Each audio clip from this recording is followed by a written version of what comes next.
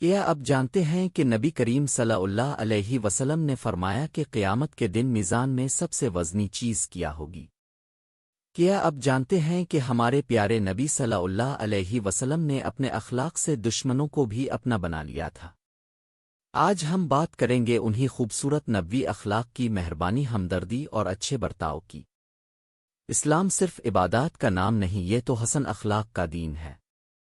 ہمارا مذہب ہمیں سکھاتا ہے کہ ہم دوسروں کے ساتھ کیسے پیش آئیں، اور اس کی سب سے بہترین مثال ہمارے آقا حضرت محمد صلی اللہ علیہ وسلم کی سیرت طیبہ ہے۔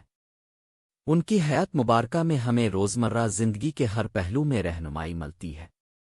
آئیے دیکھتے ہیں کہ نبی کریم صلی اللہ علیہ وسلم نے ہمیں مہربانی، ہمدردی اور اچھے برتاؤ کے بارے میں کیا تعلیمات دیں۔ نبی کریم صلی اللہ علیہ وسلم کی پوری زندگی دوسروں کے لیے رحمت اور شفقت کا عملی نمونہ تھی۔ آپ نے ہمیں سکھایا کہ ہم ہر انسان کے ساتھ، چاہے وہ مسلمان ہو یا غیر مسلم، کیسا سلوک کریں۔ ایک دفعہ ایک صحابی نے پوچھا کہ سب سے اچھا اسلام کیا ہے؟ آپ صلی اللہ علیہ وسلم نے فرمایا، یہ کہ تم کھانا کھلاؤ اور اس کو سلام کرو جسے تم جانتے ہو اور جسے نہیں جانتے۔ یہ حدیث ہمیں یہ سبق دیتی ہے کہ دوسروں کے ساتھ میل جول اور اچھا برتاؤ اسلام کا ایک اہم حصہ ہے۔ مہربانی کا پہلو۔ نبی کریم صلی اللہ علیہ وسلم کی مہربانی کا دائرہ بہت وسیع تھا۔ آپ نے نہ صرف انسانوں پر رحم کرنے کا حکم دیا بلکہ جانوروں اور پرندوں پر بھی شفقت کرنے کا درس دیا۔ آپ کا فرمان ہے، جو زمین والوں پر رحم نہیں کرتا، آسمان والا اس پر رحم نہیں کرتا۔ یہ کتنی بڑی بات ہے۔ ہماری مہربانی کا تعلق سیدھا اللہ تعالیٰ کی رحمت سے ہے۔ ہمیں اپنے بچوں سے، بیوی سے، والدین سے، رشتہ داروں سے، پڑوسیوں سے اور پھر عام لوگوں سے کس قدر مہربانی سے پیش آنا چاہیے۔ ایک دفعہ ایک صحابی رسول نے ایک چڑیا کو دیکھا جس کے بچے کسی نے اٹھا لیے تھے۔ آپ صلی اللہ علیہ وسلم نے سخت ناراضگی کا اظہار فرمایا اور حکم دیا کہ وہ بچے فوراً واپس رکھ دیے جائیں۔ اس سے اندازہ ہوتا ہے کہ آپ کی رحمت کا دائرہ کتنا وسیع تھا۔ اسی طرح آپ نے ایک بار ایک پیاسے کتے کو پانی پلانے والی عورت کا ذکر کیا جسے اس نیک عمل پر بخش دیا گیا۔ اس سے ہمیں یہ پیغام ملتا ہے کہ نیکی کا کوئی بھی عمل کتنا ہی چھوٹا کیوں نہ ہو، اللہ تعالیٰ کی نظر میں بے حد قیمتی ہو سکتا ہے۔ مہربانی صرف دوسروں پر ترس کھانا نہیں بلکہ ان کے ساتھ نرمی، شفقت اور محبت سے پیش آنا بھی ہے۔ کسی کا دکھ بانٹ لینا، کسی پریشان حال کی مدد کر دینا، کسی بیمار کی عیادت کرنا، یہ سب مہربانی کے مختلف روپ ہیں۔ ہمدردی اور غم گسری۔ نبی اکرم صلی اللہ علیہ وسلم کی زندگی ہمدردی سے لبریز تھی۔ آپ غریبوں، یتیموں، بیواؤں اور کمزوروں کے ساتھ خاص طور پر ہمدردی کا برتاؤ کرتے تھے۔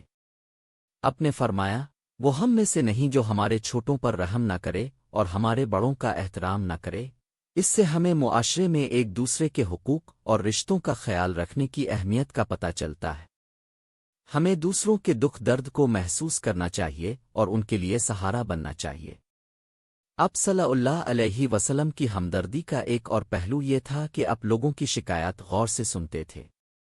آپ کبھی کسی کی بات کو حقارت سے رد نہیں کرتے تھے بلکہ ہر ایک کو پوری توجہ دیتے تھے۔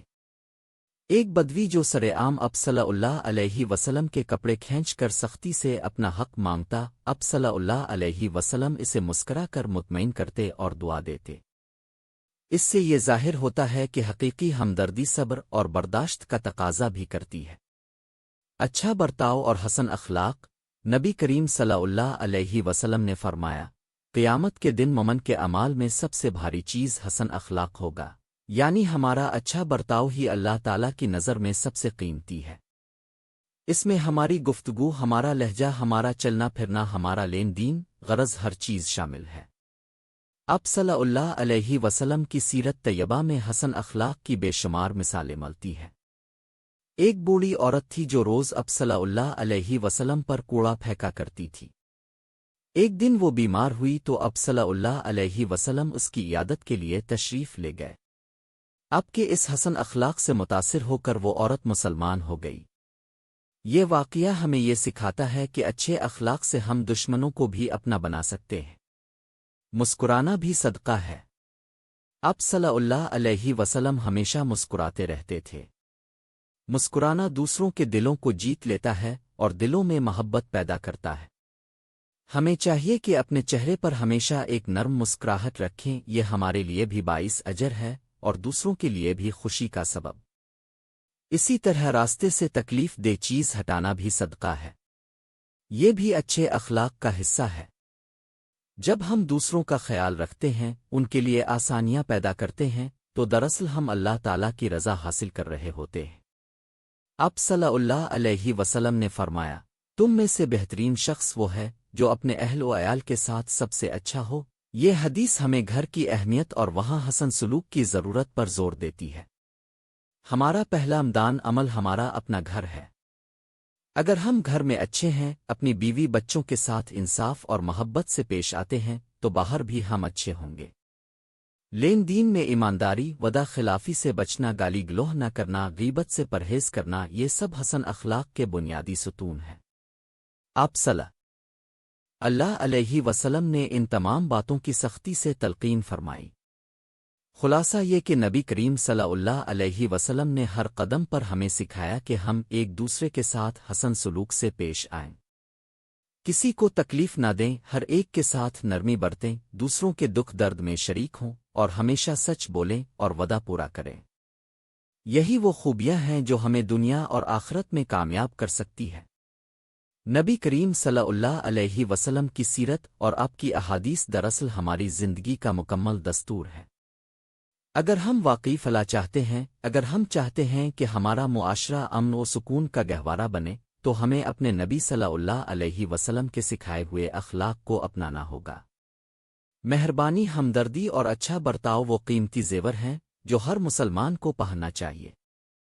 آئیے آج سے ہی ہم یہ ارادہ کریں کہ ہم اپنے روزمرہ کے معاملات میں ان نبوی اخلاق کو اپنائیں گے اور دوسروں کے لیے ایک اچھا نمونہ بنیں گے۔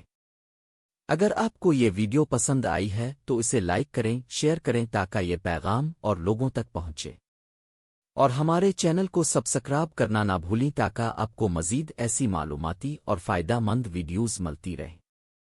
جزاک اللہ خیر۔